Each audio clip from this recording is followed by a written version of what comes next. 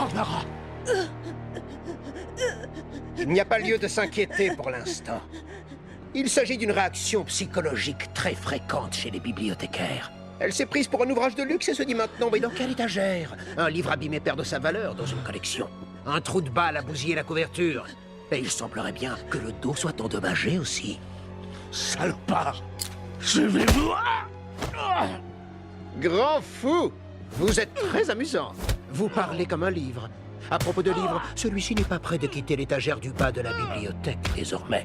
En fait, c'est un livre qui se déplacera difficilement, qui prendra la poussière. Dommage. Il faut savoir tourner la page quand on est une pâle copie de l'original. Je me souviens très bien. Ouh là là, mais c'est une chose à éviter. Les souvenirs sont très dangereux.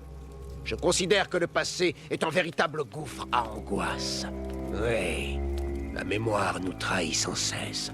Un moment, vous flottez dans le jardin des délices, les parfums de l'enfance, l'éclosion magique de la puberté, et tout ce fatras romantico-sentimental. Et ensuite, l'inconscient vous emmène vers des zones interdites, des ténèbres glacées, emplies d'ombres ambiguës, de terreurs indicibles et de choses immondes que vous préféreriez oublier. Les souvenirs sont de terribles et cruelles petites brutes, comme le sont les enfants d'ailleurs. Barbara! Pouvons-nous vivre sans mémoire? Ce sont les souvenirs qui sauvegardent notre raison. Vous tuez les souvenirs et vous tuez la raison elle-même. Oui, et alors? Finalement, ça n'est pas plus mal. Nous ne sommes pas tenus à l'équilibre mental, il n'y a pas de contrat. Le choix de la folie nous appartient. Lorsque vous vous trouvez enchaîné à un torrent de pensées malveillantes et inavouables, aspirées par un passé où les cris d'horreur et de souffrance sont inévitables, souvenez-vous toujours de cela. La folie est votre amie. Vous faites un petit pas en arrière, vous fermez la porte à toutes ces vilaines choses qui vous encombrent, et vous les enfermez dans un placard secret. Pour toujours. La machine humaine est facilement détraquée. Il suffit d'un mauvais jour et le citoyen moyen bascule dans la folie, comme moi. Pour libérer les démons qui nous hantent, il suffit juste d'un mauvais jour. Vous-même, vous avez déjà été dans un mauvais jour qui a transformé votre existence en un redoutable cauchemar.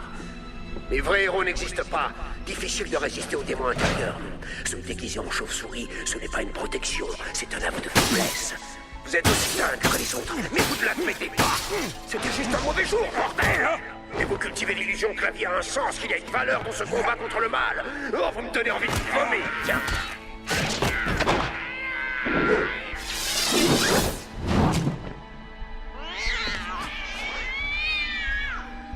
Mais qu'est-ce qui te torture ainsi, hein? Qu'est-ce qui a créé ce que tu es? Une petite amie tuée par la mafia, peut-être? Un frangin défiguré par un agresseur? Bon, sûrement quelque chose de ce genre. Je le sais, parce que ça m'est arrivé aussi à moi.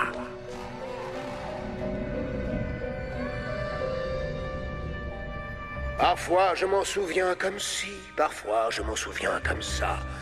Quitte à revoir son passé, autant avoir un double rétroviseur. Ma grande force, c'est que j'ai pété les plombs. Mais je suis assez malin pour l'admettre. Alors qu'est-ce que tu attends? En t'accrochant à la réalité, tu nies la réalité de la situation.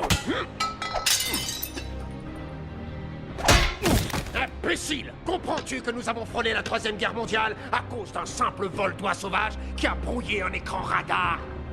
Il faudrait arrêter ces conneries, c'est une gigantesque mascarade. Toutes ces causes pour lesquelles on se bat, tous ces gestes d'humanité, c'est de la merde. Pourquoi tu veux pas te détendre un peu et te fendre la gueule une bonne fois? C'est quoi notre histoire? Elle me rappelle une histoire drôle. Il y avait deux types enfermés dans un asile de fous.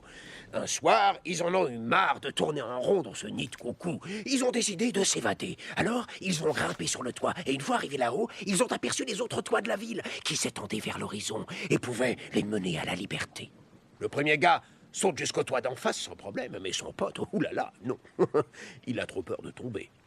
Alors le premier gars, il a une idée. Il dit « Hé, j'ai une torche électrique avec moi. Je vais l'allumer et éclairer entre les deux immeubles. Tu pourras marcher sur le rayon de lumière et me rejoindre. » Mais le deuxième lui répond « Hé, Tu me prends pour une bille? Tu vas l'éteindre quand je serai en train de traverser. Elle est bonne, non?